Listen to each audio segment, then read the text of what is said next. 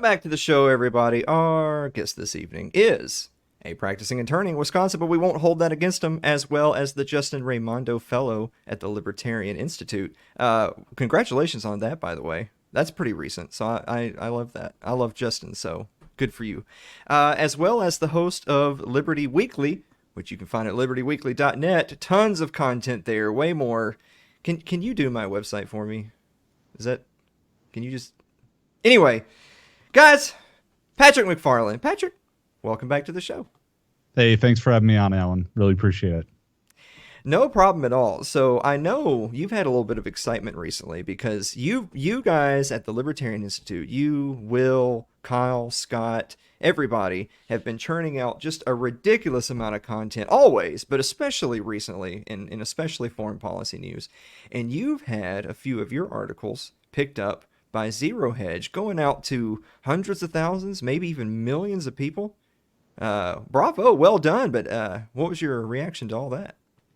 I don't know. It's just kind of unreal, actually. It's still really cool. I think that's the only way I can describe it. It's just really cool. Well, it's funny. I'll tell you this anecdote really quick. I wrote an article about the atomic bombings of Hiroshima and Nagasaki, and it got picked up by Zero Hedge. And I would have never known. Like I don't follow the news probably as closely as some of you hardcore writers do over at the Libertarian Institute. I would have never known it happened until one of our mutual friends, Mike Meharry, called me and said, "Hey, I saw your article," and I was like, "Oh, cool."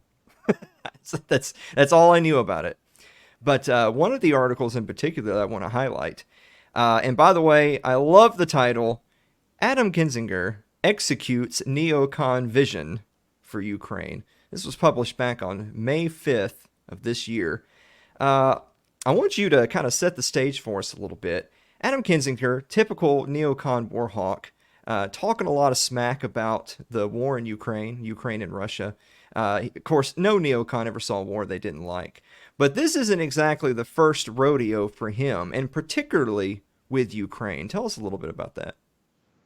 Yeah, so I thought it was really interesting because Kyle put out a piece talking, well, and Dave DeCamp did too, of antiwar.com, put out a piece talking about Adam Kinzinger and his introduction of a new AUMF in the House. And AUMF stands for Authorized Use of Military Force, and essentially would give Biden the clearance to start, like, to put boots on the ground in Ukraine in the event that Russia was to use chemical or, basically WMDs in Ukraine. And it was incredibly alarming because, well, it should be obvious why it's incredibly alarming. So I kind of wanted to dig into it a little bit, get into Adam Kinzinger's past. And of course, the first thing I kind of did was, there are a few neoconservative think tanks that have been intimately tied to the situation in Ukraine. One of the biggest ones is the Foreign Policy Initiative. And now it's kind of defunct, but the connections that are there, going back to at least the 2014 Euromaidan coup that occurred in Ukraine, where the government there was overthrown and it had U.S. footprints all over it. But there was Victoria Nuland, who was, I believe, the Assistant Secretary of State at the time, who was involved to some level in the revolution protests. And her husband is Robert Kagan, who is a famous neoconservative, but he also heads the Foreign Policy Initiative. And I thought it was really interesting to get into because, lo and behold, Adam Kinzinger has spoken at the Foreign Policy Initiative. And so that kind of led me down the rabbit trail of looking into Adam Kinzinger's past and seeing some of the legislative developments that he has been involved with. And it really basically became apparent to me that he is one of the architects of our current, the current Ukrainian situation.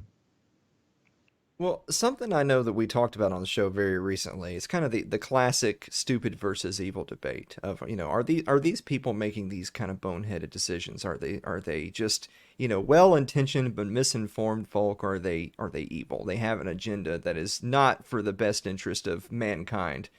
And Kinzinger has kind of, for me, two strikes against his name. One, of course, he's a Republican representative, and yet whether it was the Obama administration or now under the Biden administration, and here, here they are saying that Republicans and Democrats just can't get along. It seems like when it comes to war, they never lack for opportunities to find bipartisan support. Am I right in noticing that?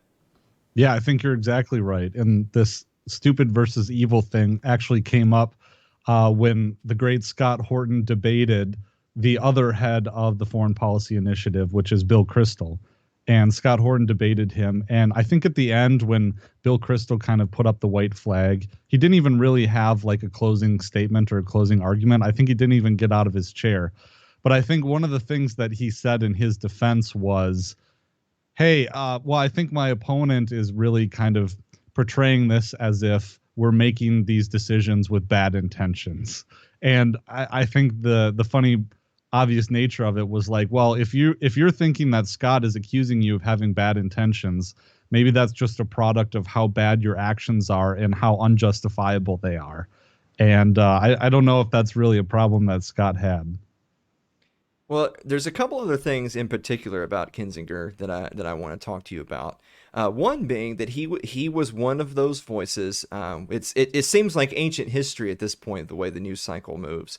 But he was one of the voices that was saying, "Well, let's have a no-fly zone.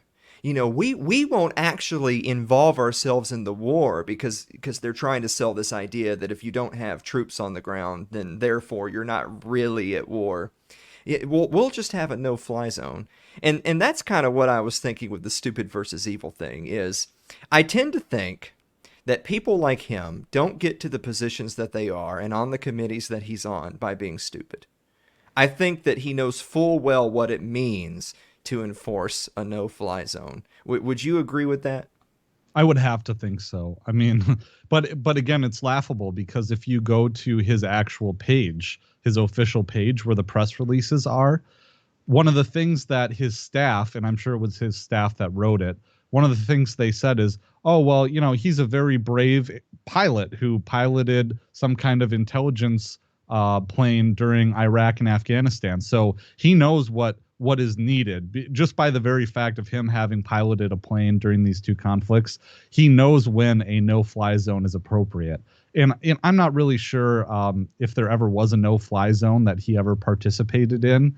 But just because of the fact that he knows how to fly an airplane, I think that apparently makes him qualified to make these incredibly daft and stupid and reckless foreign policy decisions. Well, one parting shot on him while we're just totally running him into the ground is you had mentioned in the article that he was one of the voices after the withdrawal from Afghanistan. As bungled of a withdrawal as one may believe it was, I feel like if there's one tiny little speck of silver lining on an otherwise turd sandwich for the Biden administration, it has to be at least troops are out of Afghanistan. But Adam Kinzinger, was one of the people saying, "Oh, well, this is just going, as soon as the troops walk out, that means there's just going to be rising tensions. There's going to be war-torn areas spreading around the Middle East. There's going to be an enormous increased risk of terrorism, which is, of course, all that's going to forever. The war on terror is going to forever going to be used as the boogeyman for intervention, and yet." Here we are all these months later, and all of that harbinger of doom that he spoke about, none of that happened. Yeah, this is really the safe harbor myth that Scott talks a lot about in Fool's Errand, and I think in Enough Already as well. But the safe harbor myth, thinking that there's basically a magical portal to what is it, JFK Airport in New York City from the caves in Afghanistan, the mountains. Yes. Which really doesn't, I mean, of course that doesn't exist. And the terror attacks and a great deal of the terror attacks have been planned in areas other than Afghanistan. So I think there was the Munich cell that's infamous for the 9/11 attacks. And in fact, some of those attacks were planned in the United States too. So it's just, granted, we are only 9 or 10 months out from the withdrawal from Afghanistan. So there's a bunch of time, but I think it's a safe bet to say that if there is an attack on domestic soil, my money is on that it will be planned somewhere other than Afghanistan. Well, let me ask you a little bit of a meta question. Do a little prognosticating for us. So for people that have ever seen this show before, I hope that people actually get the logo when they see it. But the show's called It's Too Late, and if you notice, I have that little visage of the atomic clock on the moon right there. And people, perhaps in our generation, Patrick, we're a little bit young for the days of tuning into the news to see what where the atomic clock is and when fallout's going to begin. Um, However, we're living in interesting times. And while I think that most of the peoples, the innocent peoples of the world, don't want to see escalations with Russia, with anyone for that matter, definitely not between nuclear powers. I feel like if you had said to me 5 years ago, "Oh, we're on the brink of nuclear war," I'd have said, "Well, that's ridiculous. Of course we're not." But if you were to say that to me today, I think it would give me a little bit more pause. Do you honestly believe in your heart of hearts that this we are truly living in dangerous times, however you would define it? Yeah, certainly I do. Although it's really hard to kind of it's not tangible, in a way that it feels like it was or that it must have been for our parents' generation and their parents as well. But the doomsday clock, I believe, is set to 90 seconds to midnight right now, and that's the closest that it's ever been. I think the second closest it's been has been in the 1950s. Uh, Wow. so it's really kind of scary, and the thing that's the most scary is that people don't really seem to care or realize. And I just keep thinking about the situation in my head. We were talking about the stupid versus evil debate, but wouldn't it be just ridiculously funny if the entire world ended, like human society, even humanity itself ended because Joe Biden's policy or some, the people that are in charge right now. It's just incredible. It's an incredible clown world that we're living in, and it's hard to believe that it's not a parody. Well, moving on, we'll leave Ukraine for now, like hopefully everyone does. And you had another article here titled "Former NATO Commander Disguises War Propaganda as Novel." And the novel, you got a picture of it here on your website. It's a big novel called 2034 that I believe was actually written by a couple of commanders or a couple of spooks. Tell us a little bit about what 2034 is, and is it just an innocent, fun little Fallout fiction, or is it a little bit more sinister than that? Well, I think what it does is that it provides us a window into what the psychology is of NATO. I guess because now I believe it was the someone in Great Britain was saying that they want a global NATO force, not just as it applies to Europe itself. So, but it's a book written by Admiral James Stavridis, who was the former Supreme Allied Commander of NATO, and it's written about 2034, a future war with Russia, or excuse me, with China. Russia's also involved in the book, but what it does is it provides an interesting kind of window into what their psychology is, and respectively, all of the foreign policy spooks behind them as well. So essentially, what happens in the novel is that there is a surprise attack that happens on a U.S. Freedom of Navigation patrol in the South China Sea, where the Chinese put out like a ship as bait to lure in U.S. forces. Then after that initial attack, there is a full-scale naval battle between Chinese forces and U.S. forces, where the United States is soundly defeated because of a Chinese cyber attack capability that disables all of the navigation and warfare fighting capabilities of U.S. forces. The Iranians capture a U.S. pilot. The Russians invade Poland because of this, and the Russians also cut the underwater internet cables that lead to the United States. And so these are all things that, if you're familiar with the situation in China and like the foreign policy blob thinking about what they're terrified that the Chinese and the Russians will do, these are all things that you would have heard about already. Now, the thing that's most alarming is what happens after that, because in the novel, I believe the United States resorts to a nuclear strike. And I think, because it's been a while since I've read it, but I believe the U.S. resorts to a tactical nuclear missile strike, and in retaliation, the Chinese, they destroy Galveston, Texas, and they destroy with nuclear bombs. So they nuke Galveston and they nuke San Diego, and then the U.S. retaliates by like nuking Shanghai or something like that. In the way that the entire novel ends, I guess I should have said spoiler alert if you're really planning on reading this rippingly good read, as Wired magazine called it. Is that India comes into play, and India threatens to attack either the United States or China, whichever one escalates tensions even higher. And so I think the real takeaway from this is not just that, it's propaganda. The real takeaway is that the elites consider the stance of India as being incredibly important in the new Cold War. And I think the reason they do that is just because they think that if a nation has a high population, then they're just destined to be this powerful economic, force in the world. Well, you brought up there at the end talking about just high population and destined to be an economic force. And there was one thing that I wanted to ask you. We're pretty much going to take the whole rest of the segment today to let you rant about China, because I know, Patrick, it's just your favorite thing to do. And of all the minutes that you've spent on this program, I have never once asked you about China. It's amazing we haven't talked about it. So we're going to do that for the rest of the show. But I wanted to start off with this.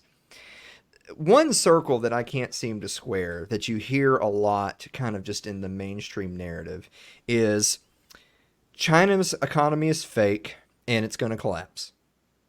And yet also America's destined to lose a world war to them and everyone else in a matter of moments.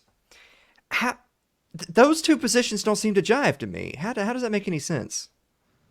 I mean, I don't think it does really. I think the truth is kind of somewhere in the middle. I mean, if you read David Stockman, he makes all kinds of good points about how, he calls China the paper tiger, about how it's a house of cards.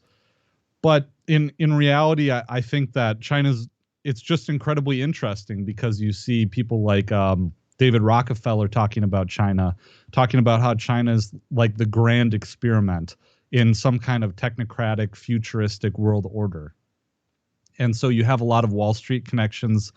And actually, there's a book written by Anthony Sutton that I think everyone should check out. It's called, it's the Wall Street Trilogy.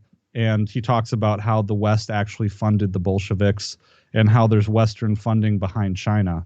So China has this really interesting position where the elites are saying, oh, well, look at those evil Chi-Coms. Like, they're just evil and terrible and they're going to take over the world.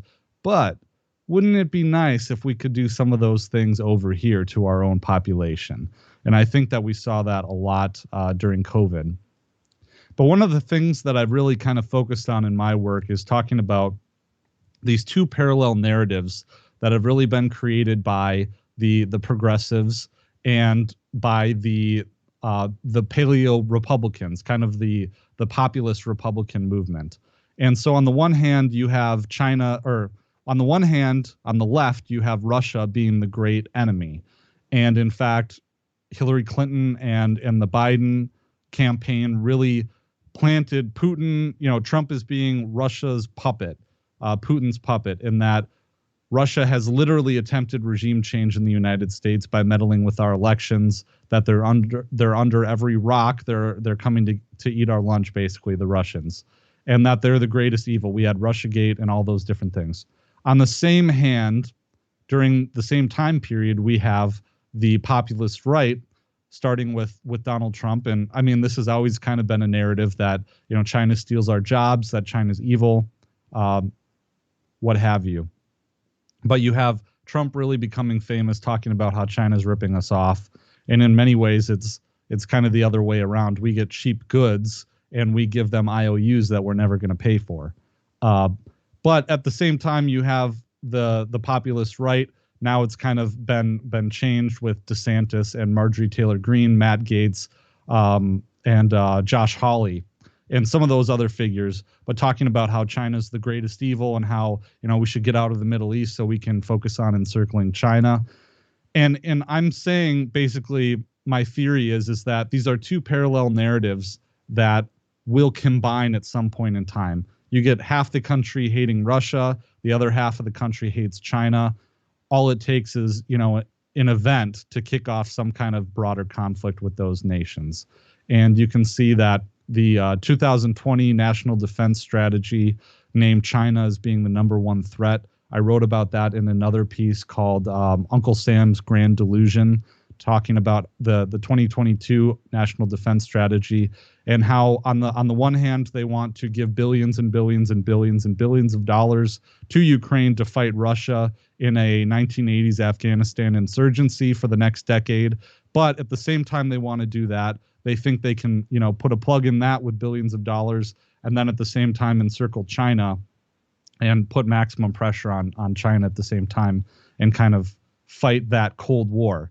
So I don't think that people have realized that we've been fighting a Cold War now for some time, maybe 5 or 6 years, maybe longer than that. But we're in the middle of a new Cold War, and it's the most dangerous thing I think that mankind has ever faced, because I can't envision any kind of real conflict with Russia or China. I can't imagine that wouldn't go nuclear. It'd be the end of the human race. And for the stupidest, most avoidable things ever, especially the Stavridis guy, he believes in the same thing that Tim Pool does, which is Thucydides' trap, which is, I think, a self-fulfilling prophecy, where they say, well, if you look throughout history, you see that when a rising power is facing an established power, and the established power is on the decline, it always results in war. So therefore, we're on this predetermined path where there has to be a war between the United States and Russia and China. And it doesn't have to be this way, in the words of Ron Paul. It didn't have to be this way. Well, Patrick, there's so many different things I want to ask you that are kind of in the same ballpark. I want to talk about the Uyghurs, so let's not forget that. But we'll hold on to that for just a second. But I know that you talk about in your article, whether it's talking about the West encircling Russia and China, for that matter, putting on political and economic pressure. Obviously, very ramped up in the current state of affairs with Russia and Ukraine. Despite the Soviet/communist undertones that those countries perhaps represent, both either in the past or the present, with that being one exception, Russia and China would not in any other sense appear to be natural allies culturally or historically or otherwise. And yet all of this massive propaganda machine, the entire neocon West, for lack of a better way to put it, it's pushing these two massive global nuclear powers closer together. It seems counterintuitive for our wise overlords who consider these, as you put it, the left and right narrative. If however you slice the cake, if these are the two biggest geopolitical opponents to the United States, what sense would it make to drive them to be closer? Yeah, and it's really a predictable result, and it goes back to the stupid and evil thing. If you go back in history, Russia and China have really had a really tumultuous relationship, and you could go back to the Sino-Soviet split. There was, I believe it was the Russians were attacking the Chinese embassy or something like that. But it was a really serious situation, a split that happened back then, and I believe that was in the 60s and 70s. So our policy since then really just, it makes a whole lot of sense what their reaction to our policy is, because you have the United States doing all these things like selling arms to Taiwan, selling arms to Ukraine.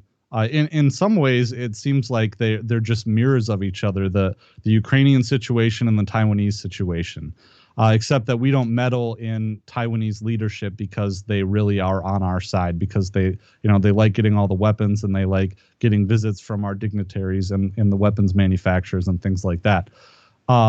So when you have the economic blacklisting and the populist right talking about this decoupling from China and doing things like, I mean, from both sides, you could talk about the Black Sea with Russia and our Navy's activities in the what we call now the Indo-Pacific, because we can't define the South China Sea as being we can't define it in relation to China because that concedes, at least rhetorically, that the South China Sea might, that the Chinese might have a better claim to the South China Sea than the United States does. So we have to call it the Indo-Pacific. Um, but when we start doing those things and doing the economic decoupling and putting sanctions on Russia, I mean, what else are they supposed to do than really desire a multipolar world order where they can create a parallel financial system that's not controlled by the United States and Western powers either? And to them, I think that Putin and Xi have talked a lot about how it just makes sense to have a military alliance, although that's not a policy that's been declared. But there's been a lot of really, really supportive rhetoric and friendly rhetoric on that end. And since the Ukrainian situation has kind of taken off, you see a refusal of sorts of China to really condemn Putin's actions in Ukraine. And there's going to be more development on that front. Well, it two things that kind of came to mind during that. One being from an economic standpoint, you can think back to the financial crisis in 2007, 2008, and I know a lot of our economic prognosticators would say that there's another one coming down the pipe that's going to make that look like a joke. But when these economic crashes happen, it doesn't just affect you and I here in the States. It tends to affect the whole world. I mean, so many people operate on the dollar or the petrodollar. So much international trade is involved that when there is a major economic, if Wall Street in New York City takes a hit, they feel it in China too, and to an extent, vice versa as well. And so, in a global economy, one again would just assume naturally that it serves everyone's best interest to get along. And then the last thing is, MAD, mutually assured destruction. It always struck me as odd that our defense contractors and military ops and everyone in between, they're running drills and writing manuals as you and I speak tonight about how they're going to go about dealing with Russia should that day come, how they're going to go about dealing with China should that day come. It's almost as if a generation or two removed, everyone's forgotten what mutually assured destruction is. When you were talking about that novel, when you were talking about what that could possibly mean for a real world worldview, it it seems like people don't get that if these powers were to go to war, one side may get the better of the other, but no one's going to want to lose. And if someone thought they were going to lose and it was going to be post World War One or two, for that matter, Germany, and they were going to be stripped of everything, they're going to let those missiles fly. I feel like that's kept the world from destruction for decades, and yet we're having this conversation. Just how did we reach this point? Oh man. Well, I don't know if we have enough time to really get to the bottom of that. I'll just give you that quick 30 seconds. Yeah, go ahead. Yeah, I don't know, man. And it's not only the problem of mutually assured destruction or people intentionally using nukes.